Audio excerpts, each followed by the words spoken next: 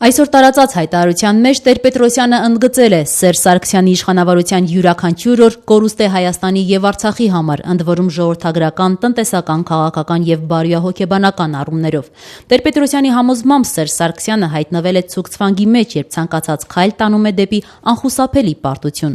Ցուգցվանգի մեջ հայտնված պարկեշտ շախմատիստը պարզապես հանձնվում է, իսկ անպարկեշտը խաղատախտակը տալիս է մրցակցի գլխին։ Սերժ Սարգսյանն նահականգնած է այսպիսի երկընտրանքի առջև, այն է կամ պիտի արժանապատվորեն հանձնվի, կամ էլ փորձանք բերի հայ ժողովրդի գլխին։ Պահանջելով Սերժ Սարգսյանի հրաժարականը, Լևոն Տեր-Պետրոսյանը միևնույն ժամանակ ընդգծում է, որ նրան պետք է տալ անձի եւ գույքի լիակատար անձեռնմխելիություն։ Սերժ Սարգսյանի հրաժարականի դեպքում Տեր-Պետրոսյանը հավաստիացնում է, թե ինքը առաջադրվելու մտադրություն չունի, բայց եւ ընդգծում է, որ Ռոբերտ Քոչարյանը նույնպես չպետք է առաջադրվի։